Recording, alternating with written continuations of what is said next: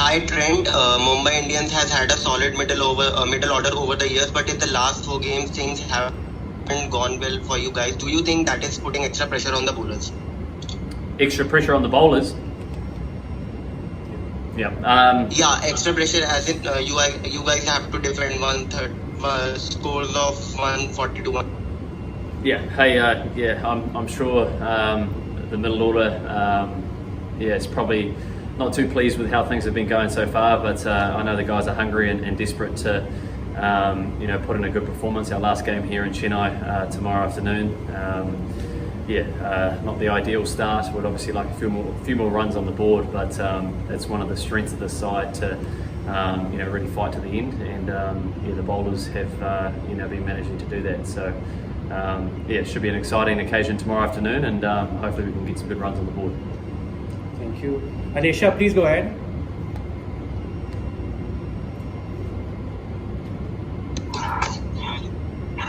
Hi.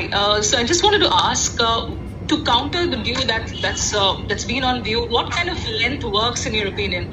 Also, the T20 World Cup is scheduled to be played in India in October, November, so due does remain a talking point. Do you think the administrators should look to allowing 2 dry balls instead of just 1 in a T20 game? I think it's definitely tricky when the ball gets wet like that. We haven't experienced it too much here in Chennai so far. The other night was probably the worst it's been, but from a foreign player coming to this country, it's something definitely different to what we're used to back in New Zealand. It is part and parcel with the game here, and as a bowler you simply have to find a way to be able to execute some sort of delivery. So it's a good challenge. I don't really have an opinion on rules as such of what could be changed, but ideally you just want to see that kind of really even battle between bat and ball. When the ball becomes wet like that, it becomes pretty tricky, and a few runs can be scored, that's for sure. Trent, a lot of people, experts and players are expecting Dawid Malan to play for Punjab against the Mumbai Indians. Your thoughts on Malan and the plans you have against him, because he is reputed to be the best T20 batsman in the world? Yeah, I've only played him a couple of times. Last time I played him, I reckon he got 100 as well back in Napier in New Zealand, so obviously a very dangerous player. Hard to tell what the makeup of the Kings side will be, but I think the one thing we have in our favour is the experience of playing 4 games on the surface already, and understanding that it's quite a tricky surface. So I'm sure the bowling group will talk in depth of potentially facing him, and understand it's a very good challenge. Hi Trent. So after all these years of top flight cricket, is there something new that you're still learning on these kind of wickets in Chennai after bowling for a lengthy period here? And is there any kind of adjustments that you've had to make to your bowling for these conditions? From a personal point of view, I wouldn't say that the wicket suits my game too well.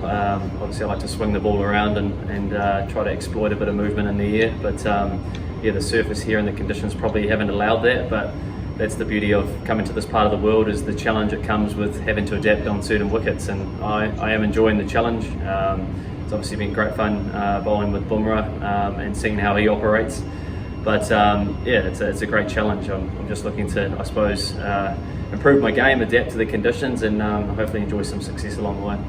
Trent, my question is, how do you rate this Punjab 11's batting order? They have Rahul, they have Chris Gale, they have Mayank Agarwal, Shah Rukh Khan.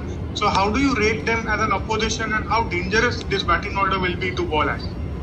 Incredibly dangerous. I've bowled KO a few times, and I think he's one of the most classiest batsmen in the world when he gets going. So 100% have to be on our game as a bowling unit.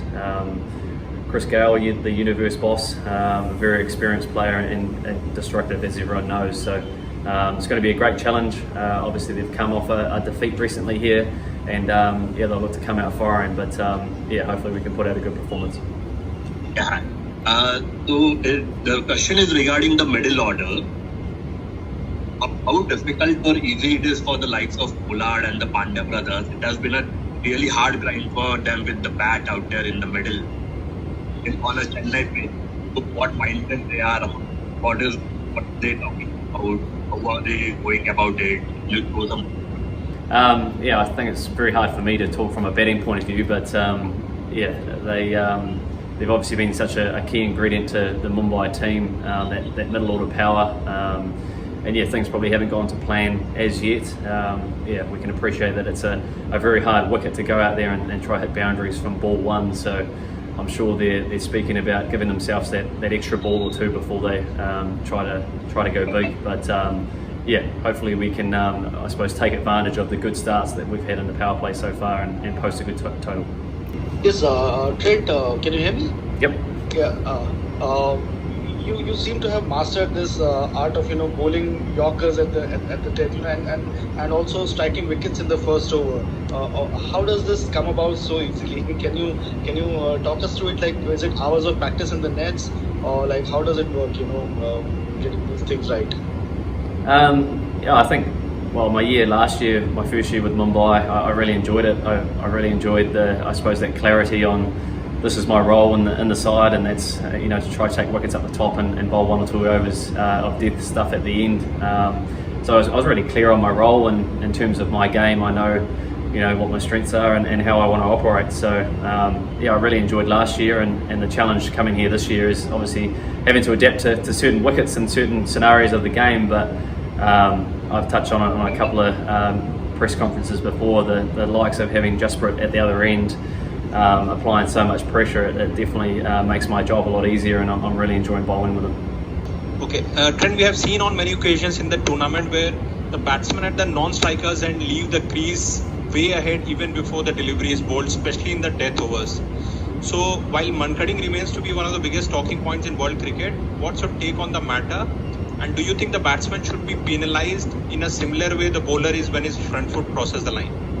I think it's quite a sensitive issue. From my point of view, it doesn't really cross my mind. Obviously, I've got other things to try execute and concentrate on, so I'm more focused on what I'm doing, with the ball. But I think the umpires obviously have the power and the jurisdiction to make a call if someone is advancing out of their crease too early.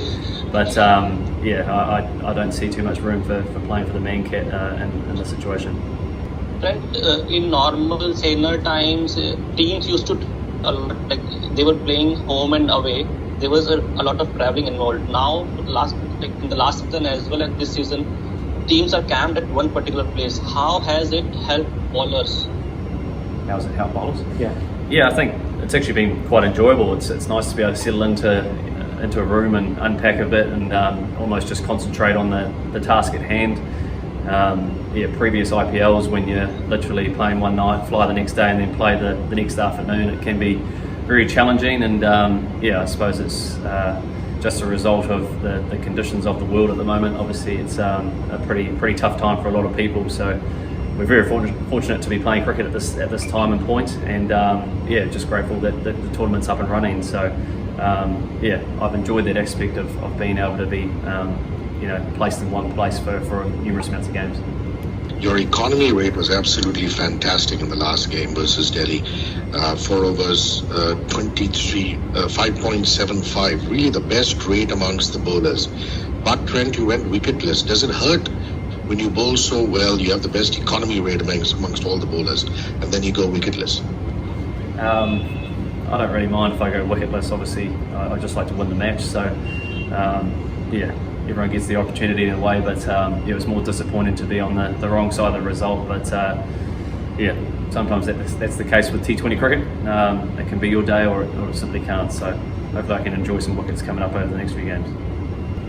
Yeah, Trent, Rohit Sharma has been the most successful IPL captain with 5 titles. So what's the most impressive part about his captaincy according to you, and could you share a few instances where he suggested something and it worked for you? I've only had 1 season experience with that, with Rohit being the captain, but like you said, he's been very successful, 5 championships under his name, and with that comes a lot of experience, so that's probably the best thing. He's pretty approachable in terms of being very easy to talk to, and he backs all the players to execute the skills that we've been talking about. So very positive guy, and I've really enjoyed the opportunity to play under his captaincy. Trent, how does the IPL? You again got to play Test cricket after the IPL. So playing these 4 games in which you bowl 4 overs. How does it sort of build up to the summer after the IPL? Do you think you'll be able to make the switch over easily? And this also keeps you in the group in the sense you keep bowling in competitive cricket. I think I heard you. It can be tricky, to be honest, coming from playing T20 cricket, bowling lots of Yorkers and slower balls, only 4 overs, and then moving almost straight into Test cricket. Obviously the World Test Championship is just around the corner, and it's just one of those things that I'd like to say I've played enough cricket to understand kind of what's needed in terms of preparing for an occasion like that. And I've brought a couple of Duke balls with me here to practice in the nets and make sure I get those overs up. But I won't be practicing too much against Rohit at this stage. I'll leave that till June 16th when I get to play him. Trent, you must be breathing a sigh of relief as you're moving to other venues which might assist your style of bowling.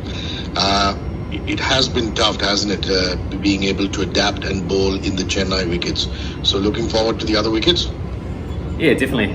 It's pretty tough to watch. The game's being played at Wankiri where the ball's really moving around and swinging around a bit. But that's the beauty of this tournament.